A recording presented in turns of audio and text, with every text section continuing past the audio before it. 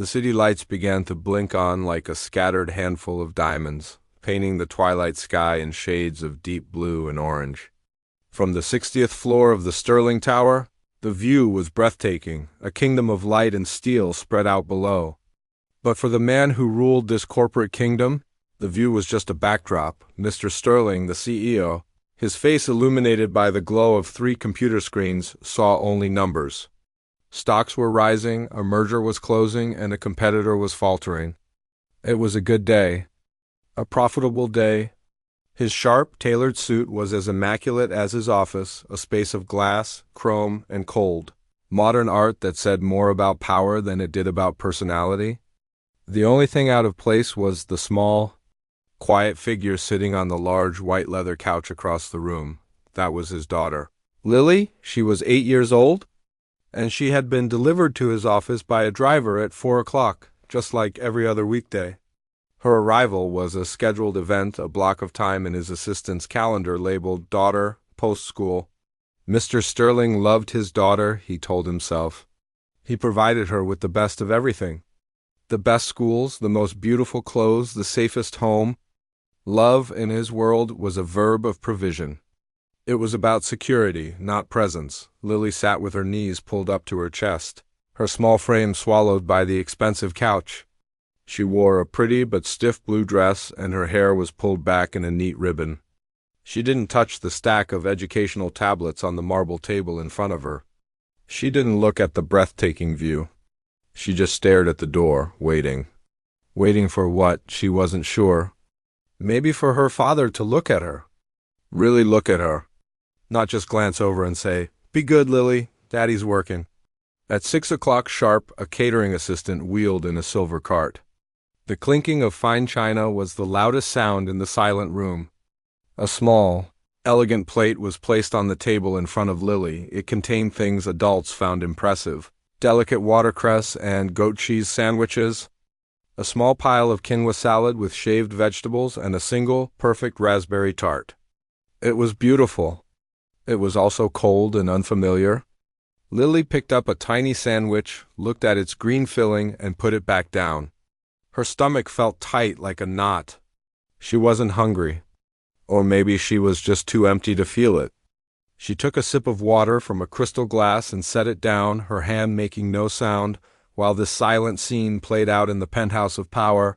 Another world was coming to life on the lower floors. David, a man whose hands were calloused from work and whose back ached with a quiet tiredness, started his evening shift. He was the janitor. His kingdom was the service elevator and the supply closet. His cart, filled with cleaning solutions, trash bags, and mops, was his chariot. David wasn't a CEO, he didn't have a view, but he had something else.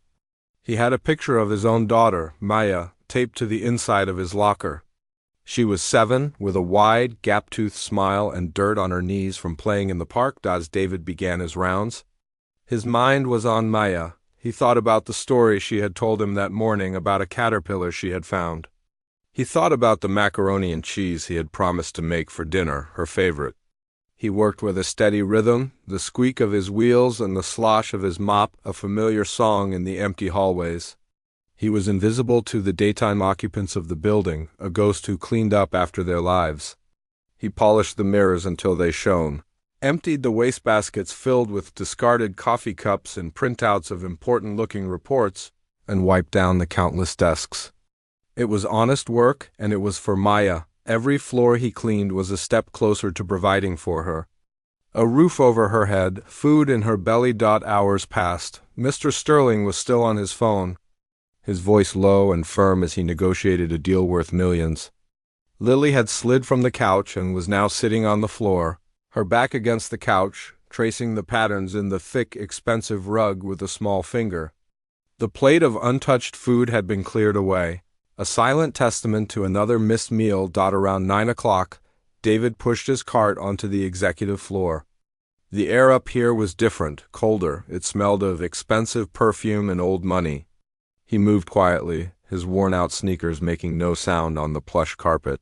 He was used to this floor being empty by now, but tonight as he passed the big corner office, he saw a light on. He paused, his hand on his mop. The door was slightly ajar. He peeked in, not out of curiosity, but to check if he needed to come back later to clean, and that's when he saw her. It wasn't the CEO he noticed first. It was the little girl on the floor. She looked so small and fragile in the vast, sterile room.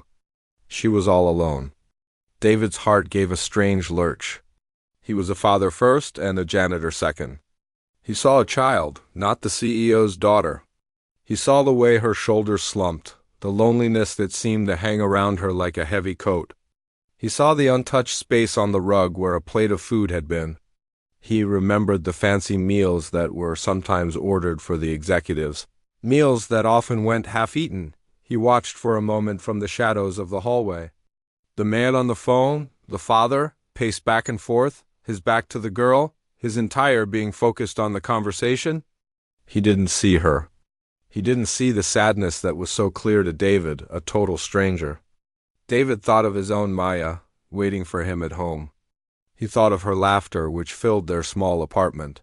He thought of how she would run to the door and jump into his arms, chattering about her day. The contrast was like a punch to the gut. He quietly backed away, not wanting to intrude.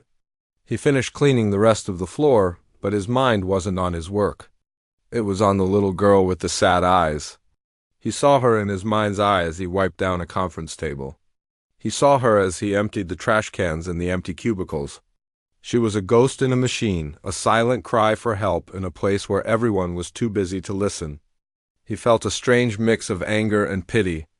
Anger at a father who had such a treasure and didn't even see it, and pity for the child who had to endure such a gilded loneliness. As he packed up his cart to go home for the night, the image of her was burned into his memory. He knew he couldn't just forget it. Something had to be done. He just didn't know what. The ride down in the service elevator was always the slowest part of David's night. The metal box would shudder and groan, carrying him from the world of glass and steel back down to the solid ground of the parking garage. But tonight, the descent felt different. He wasn't just thinking about getting home to Maya. His mind was stuck on the 60th floor, on the image of the little girl sitting alone in the big cold office. He could still see the slump of her small shoulders, the way the vast room seemed to swallow her whole. It was a picture that didn't fit with the gleaming success of the building around it. When he finally unlocked the door to his small apartment, the warmth hit him like a hug. The smell of the macaroni and cheese he'd made earlier still lingered in the air, mixed with the faint scent of crayons. And there was Maya, asleep on the couch, her favorite storybook open on her chest, a trail of drool on her cheek. He gently picked her up, her body limp and trusting in his arms, and carried her to her bed. As he tucked her in, smoothing her hair away from her forehead, he thought of the other little girl, the one who probably didn't have a dad to tuck her in. The thought was a sharp pain in his chest. The next day at work was a blur. All through his shift, he wrestled with what he had seen. It wasn't his business. He was a janitor, a man who cleaned up messes, not a man who got involved in the lives of CEOs. But he was also a father. And every time he thought of the girl's sad, empty eyes, he saw his own Maya's face. What if that was her? What if she was alone and hungry in some cold room and nobody did anything? The thought was unbearable. That evening, as he packed his own simple lunch for his shift, a sandwich, an apple, and a granola bar, he hesitated. He looked at the granola bar, wrapped in its plain plastic. It was nothing special. It was a snack, a small bit of energy to get him through a long night. But for a child who wasn't eating, maybe it could be something more.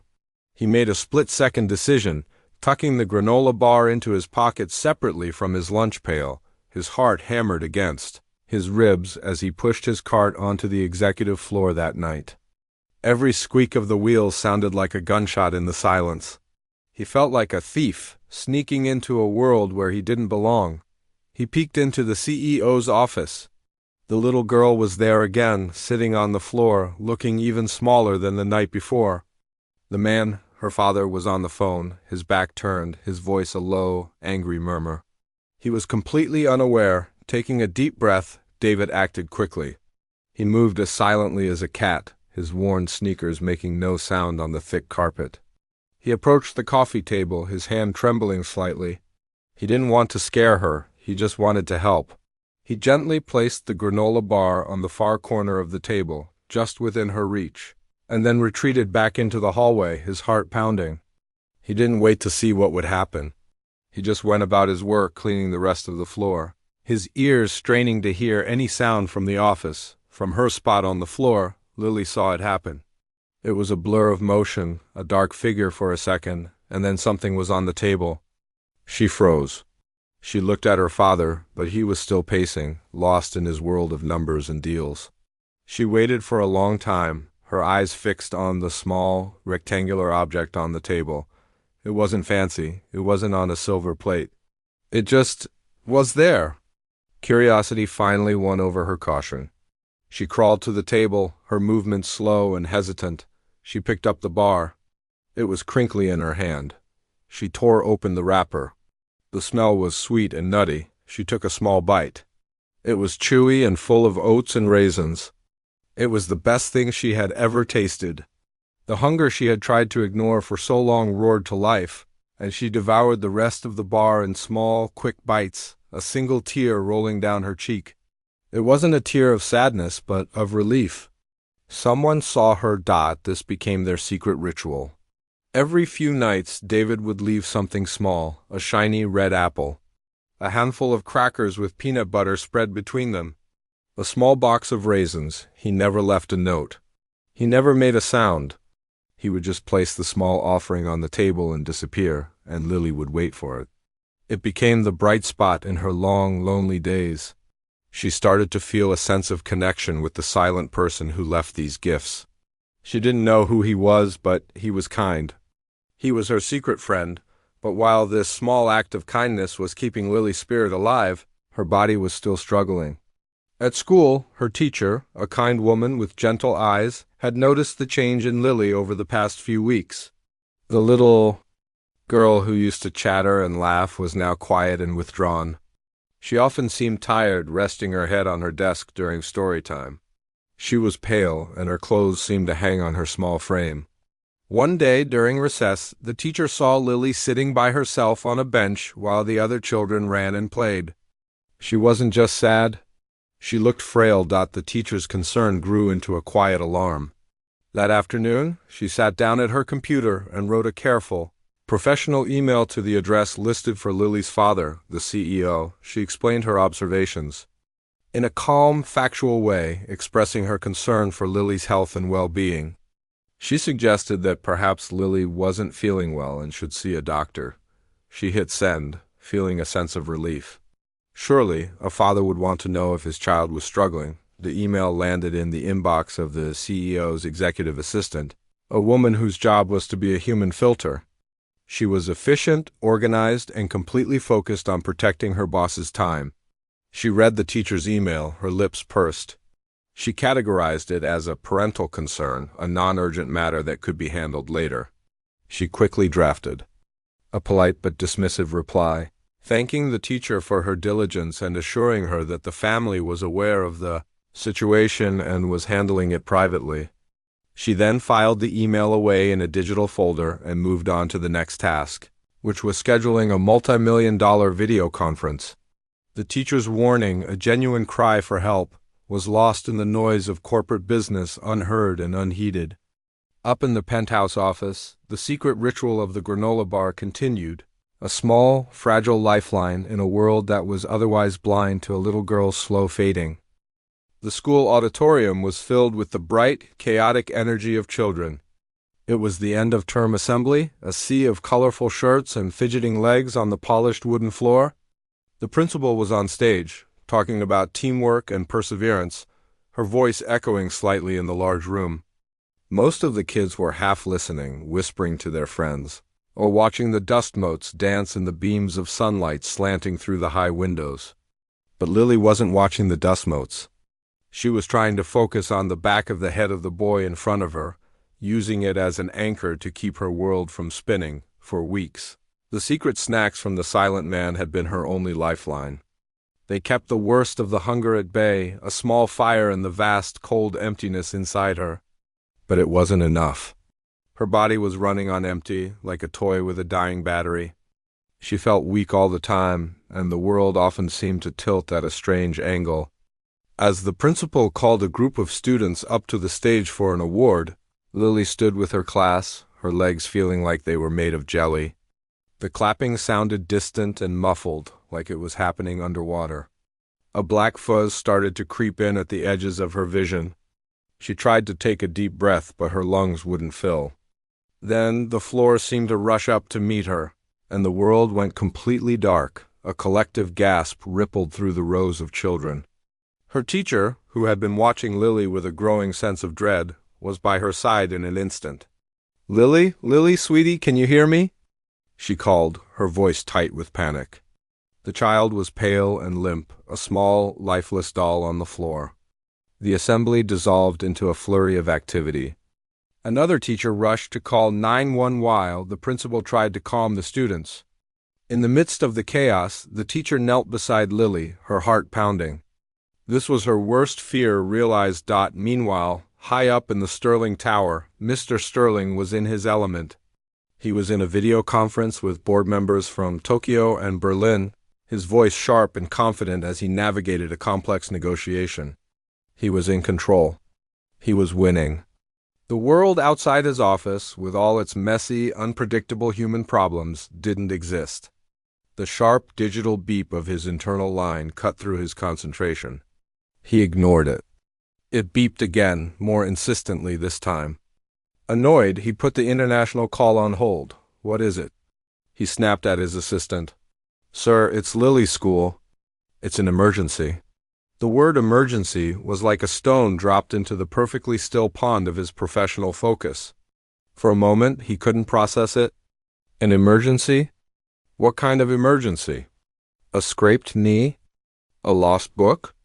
"Tell them I'm in a meeting." "I'll call them back," he said, his irritation clear. "Sir, they said they've already called an ambulance." She fainted. The word ambulance struck him with a force he hadn't expected. The cold numbers on the screen in front of him suddenly seemed meaningless. The faces of the board members froze, waiting. I have to go," he said abruptly, ending the call without another word. He grabbed his suit jacket, his mind racing, trying to catch up with the sudden, terrifying turn of events. The hospital was a different world. It was a place of sterile white walls, the smell of antiseptic, and the hushed, hurried footsteps of people in scrubs. It was a world that didn't care about stock prices or corporate mergers. Mr. Sterling felt completely out of place, his power and authority stripped away, leaving just a frightened father. A doctor with kind but tired eyes finally approached him in the waiting room. "Mr. Sterling?" The doctor began. "Your daughter is stable now. She's awake and asking for water." A wave of relief washed over him, so powerful it almost made his knees buckle. "Thank God," he whispered. "What happened? Is it the flu? Something she ate?" The doctor looked at him with a serious, compassionate expression. "Mr. Sterling, your daughter is severely malnourished and dehydrated. Her body is simply shutting down. Fainting was its way of forcing a stop." Mr. Sterling stared at the doctor, the words not making sense. "Malnourished? That's impossible. She has the best food, the best of everything. Her chef prepares balanced meals." The doctor shook his head gently. "It doesn't matter what's prepared if she's not eating it.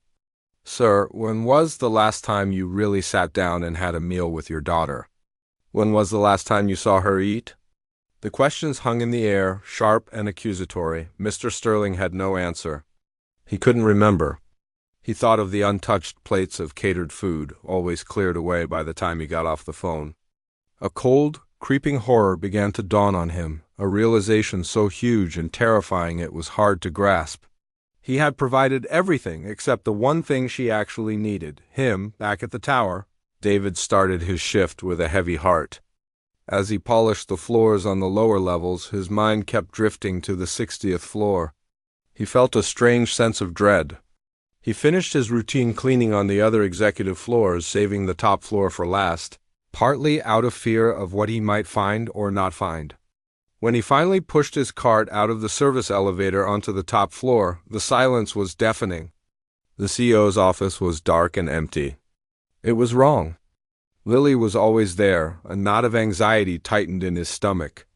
He couldn't shake the feeling that something was terribly wrong. Driven by an impulse stronger than his fear of overstepping, he went to the security desk at the building's main entrance. The night guard, an older man he knew casually, was there. "Hey, anything happen up on the executive floor today?"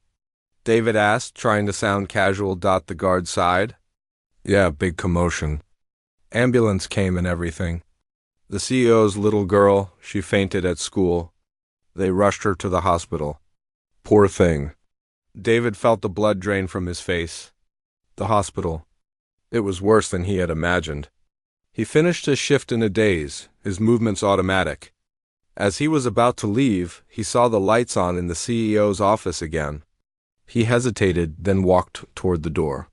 He had to know. Peering through the glass, he saw Mr. Sterling. He wasn't the powerful, confident man from the news reports.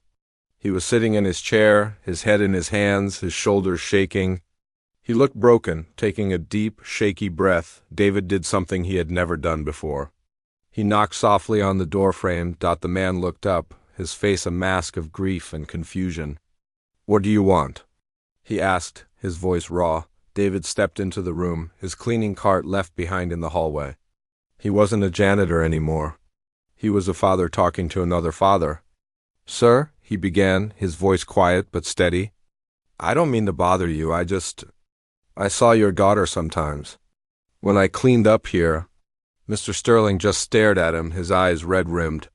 "She was always alone," David continued, his heart aching for the little girl and for the man in front of him. "And she never ate the food they brought her. But I saw how hungry she was. So I used to leave her a little snack. A granola bar. An apple. And she would always eat it." He paused, choosing his next words carefully. "Sir, with all due respect, it wasn't just food she was missing. It was just a little bit of care." The simple words hung in the vast, empty office, more powerful than any business deal, more profound than any corporate report. They were the truth, and for the first time, Mr. Sterling was ready to hear it. The words hung in the air of the vast, silent office, simple and clear. It wasn't just food she was missing. It was just a little bit of care. For Mr. Sterling, the world seemed to stop. He stared at the janitor, a man he had likely passed 100 times without ever truly seeing. The man's uniform was simple, his face tired but kind. In his eyes, Mr. Sterling saw no judgment, only a deep, genuine concern that cut through him like a knife. All his success, all his power, all his wealth, suddenly felt like a house of cards, and this man's quiet words were the gust of wind that threatened to blow it all down. He opened his mouth to say something, to argue, to defend himself, but no words came. What could he say? The truth was standing right in front of him, in the form of a humble man who had shown more fatherly compassion in a few weeks than he had in years. He just nodded, a slow, jerky motion. "Thank you," he finally managed to whisper, his voice cracking. The janitor gave a slight, understanding nod and quietly backed out of the office. Leaving the CEO alone with the crushing weight of his failure, Mr. Sterling didn't go home that night. He drove to the hospital, the city lights blurring through his tears. The sterile hallways, which had felt so alien and unwelcoming before, now felt like the only place he belonged. He sat by Lily's bed, watching the slow, steady rise and fall of her chest. A thin 4-tube snaked from a bag of clear fluid to her small hand, feeding her body what he had failed to provide. He reached out and gently stroked her hair, so fine and soft. He saw the dark circles under her eyes, the sharp angle of her cheekbones that he had never noticed before. How could he have been so blind? He thought of the janitor's words, of the secret granola bars and apples. While he was closing deals worth millions, a quiet man was making sure his daughter didn't starve. The shame was a physical ache, a cold knot in his stomach. Lily's eyes fluttered open. "Daddy?" she whispered, her voice weak. "I'm here, sweetie." "I'm right here," he said, his voice thick with emotion. She looked at him, really looked at him, and for the first time in a long time he looked back. He didn't see a scheduled interruption or a responsibility. He saw his daughter. "I'm sorry, Lily," he said, the words feeling inadequate but necessary. I'm so sorry. A single tear rolled down her temple. I was lonely, she whispered. That was it. The simple, devastating truth. He pulled his chair closer, taking her small hand in his. I know, he said. I know now, but I'm here. And I'm not going to be so busy anymore. I promise. They sat in silence for a long time, a father and daughter reconnecting in the quiet hum of the hospital room. It was the most important meeting of his life. The next morning, Mr. Sterling looked like a different man. His expensive suit was wrinkled, his face was unshaven, but his eyes held a new clarity. He went to his office not to work, but to wait. He didn't have to wait long. Around mid-morning, he saw the janitor's cart in the hallway. He walked out to meet him. The janitor looked surprised, even a little nervous, to see the CEO standing there. Sir, he said, stopping his cart. Mr. Sterling stepped forward. I wanted to thank you properly, he said, his voice sincere. What you did? You saved my daughter. In more ways than one. I don't know how to repay you. The janitor just shook his head. You don't have to repay me, sir. I'm just a dad. No, Mr. Sterling said firmly. I need to do something. I want to promote you. Head of facilities. It comes with a significant raise, a corner office, your own assistant. It's the least I can do. It was the solution he knew, the way his world worked. Problems were solved with promotions and money. The janitor listened patiently, then a small, gentle smile touched his lips. Sir, I appreciate that. I really do. But I'm not looking for a corner office. I'm a janitor. I'm good at it. It's honest work, and I'm proud of it. He paused, then added, But there is one thing you could do for me.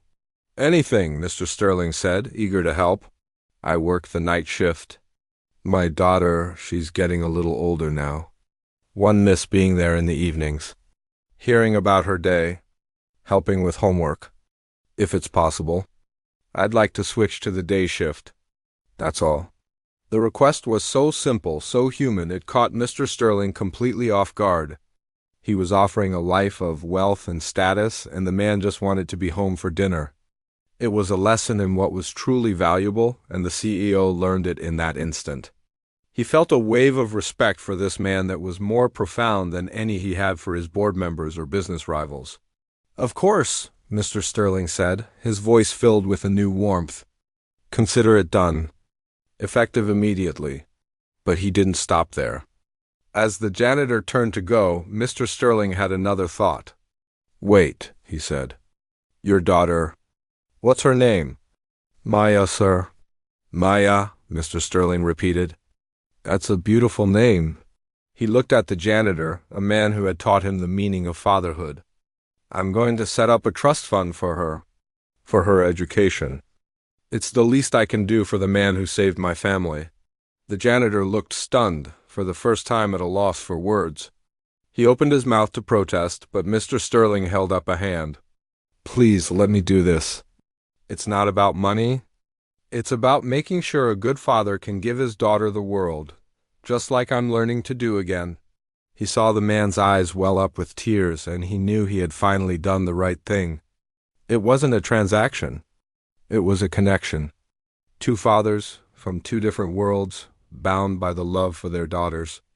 And in that moment, the CEO of a multi-million-dollar company felt richer than he had ever felt in his entire life. 6 months later, the Sterling Tower still gleamed under the afternoon sun, a beacon of success in the city's skyline. But inside, the atmosphere had shifted in a way that no corporate memo could ever describe. The 60th floor, once a cold, quiet kingdom of numbers and deals, now felt warmer, more alive. The change was most evident in the corner office. Mr. Sterling was still the CEO, still a man of immense power, but the way he wielded the power had changed completely. The giant desk was still there, but it was no longer a barricade. It was now covered not just with reports, but with colorful drawings held down by paperweights. A small, bright pink backpack was tucked neatly in a corner, and a child's storybook lay open on the leather couch. The clock on the wall read 5:25 p.m. in the old days. This time meant the day was just getting started. Now, it meant the day was ending. Mr. Sterling saved his work, shut down his computer with a decisive click, and stood up. He straightened his tie, a habit he couldn't quite break, but his smile was genuine as he looked toward the small figure sitting at a little table in the corner, carefully coloring. "Ready to go, Lily?" he asked, his voice soft. Lily looked up, her face bright and healthy, her eyes shining with a light that had been absent for so long. "Just 1 minute, Daddy," she said, adding a final streak of purple to her drawing. She was no longer the frail, silent ghost who haunted the office. She was a vibrant, chatty 8-year-old, and her presence had filled the sterile rooms with life. They left the office together, his hand resting protectively on her shoulder. He nodded to the night guard, who now greeted him with a warm, knowing smile. Leaving the building by 5:30 was his new, unbreakable rule. The board of directors had been shocked at first, but they quickly adapted. They had seen the change in their CEO, too. He was still sharp, still decisive, but he was more human, more connected. He led not just with his mind, but with his heart, down in the bustling lobby. The world was also different for David. He now pushed his cleaning cart under the bright lights of the day. The day shift was noisier, more chaotic, but he wouldn't have it any other way. He was no longer an invisible ghost who cleaned up after everyone went home. People knew his name. Executives in expensive suits would stop to say hello as he mopped the floor near their desks. They would thank him for keeping their workspace clean, a simple courtesy that had never been extended to him before. He was no longer just the janitor. He was David, a respected part of the building's community. The best part of his day came at 3:15 p.m. That's when he would finish his rounds on the lower floors and take the service elevator down to the street level. He would walk the 2 blocks to Maya's school, his heart light with anticipation. He would stand with the other parents, a diverse crowd of people from all walks of life, all united by the same simple purpose. When the school bell rang, a flood of children would pour out, and his eyes would search for one specific face. And then he would see her, her brown pigtails bouncing, her face breaking into a wide, gap-toothed grin when she spotted him. "Daddy!" she would yell, running into his open arms. He would swing her up, her backpack thumping gently against his back, and breathe in the scent of her hair, a mix of playground dust and sweet shampoo. "How was your day, my little artist?" he would ask, and she would chatter nonstop about her day as they walked hand in hand toward the bus stop. This simple routine, this everyday moment, was his new kingdom. The trust fund Mr. Sterling had set up was a generous, life-changing gift, a security for Maya's future that he could never have provided on his own. But the day shift was the gift that had changed their present. It had given him back these precious, irretrievable hours with his daughter on this particular afternoon. As Mr. Sterling and Lily stepped out of the building's main entrance into the warm sunshine, they saw them. David and Maya were waiting at the crosswalk, Maya holding her father's hand and pointing at a pigeon on the sidewalk, chattering away. There was a moment of hesitation, a flicker of the old awkwardness. But then Mr. Sterling smiled and began to walk toward them.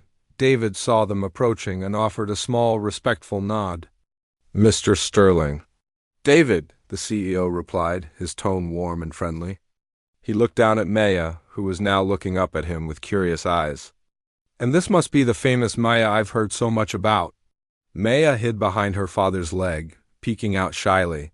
Lily, who had been watching quietly, took a step forward. She held out the drawing she had been working on. It was a picture of 2 girls, one with a blue dress and one with a red shirt, standing under a big yellow sun. Next to them were 2 larger figures, a man in a suit and a man in a uniform. They were all holding hands. "This is for you," Lily said to Maya, her voice clear and kind. Maya slowly reached out and took the drawing. She looked at it, a slow smile spreading across her face. "It's us," she whispered. Mr. Sterling looked at the simple, beautiful drawing and then at David. He saw the gratitude and pride in the other man's eyes. He didn't see a janitor and David didn't see a CEO. They just saw 2 fathers, standing on a street corner, watching their daughters connect. The gulf between their worlds had been bridged not by money or power, but by a shared humanity and a little girl's hunger for something more than food. Thank you, Lily, David said, his voice thick with emotion. Maya loves it. As the walk signal turned green, Mr. Sterling put a hand on David's shoulder. It was a simple gesture, but it was filled with a world of meaning. Take care, my friend, he said. You too. Sir, David replied. The two families crossed the street and went their separate ways. But for a moment their paths had merged, creating a perfect, bright picture. The sun shone down on the city, on the tall glass tower, and on the simple, profound truth that sometimes the biggest changes in the world start not in a boardroom, but with a single, quiet act of kindness. And that was a truth more valuable than any fortune.